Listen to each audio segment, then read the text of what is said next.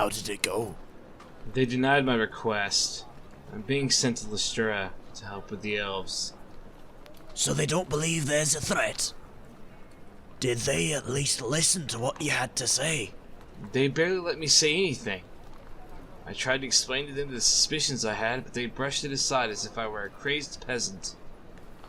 Even you have to admit it, my friend, that it just doesn't make much sense. It has been calm of late.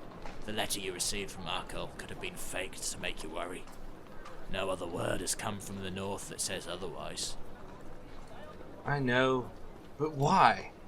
Does it not make you suspicious? You said so yourself that the Archmage didn't seem trustworthy, and she spoke up before I could explain my case. The king might have considered an alternative had she not butted in. She seems to always be right around the corner when you seek audience with the king.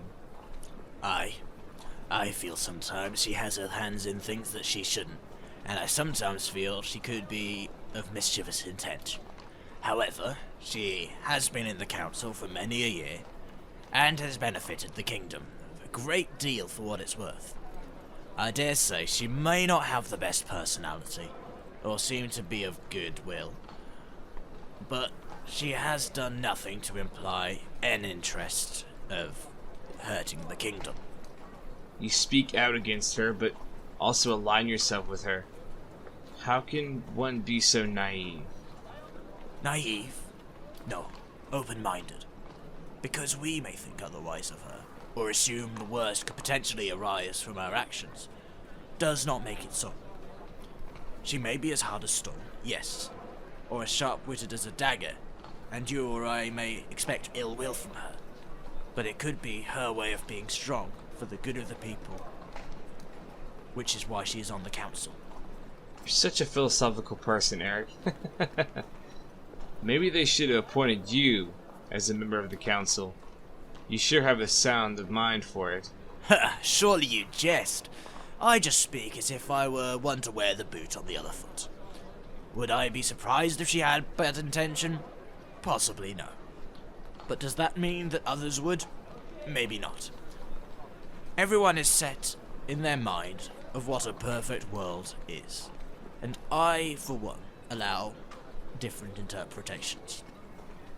Right. Can you do me a favor, though? While I ride to Auristria, can you keep an eye on the Archmage? Something isn't sitting well with me, brother.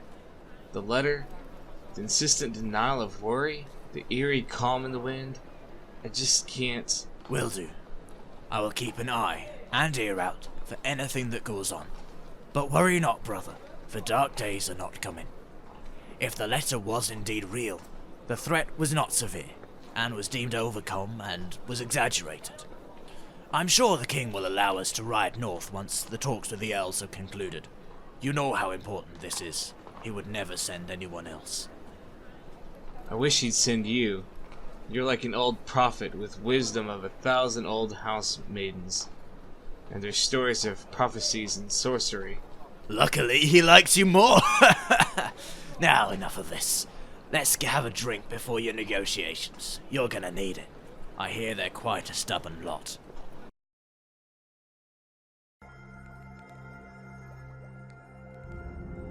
That night, Skarett. His suspicions are beginning to pose a problem.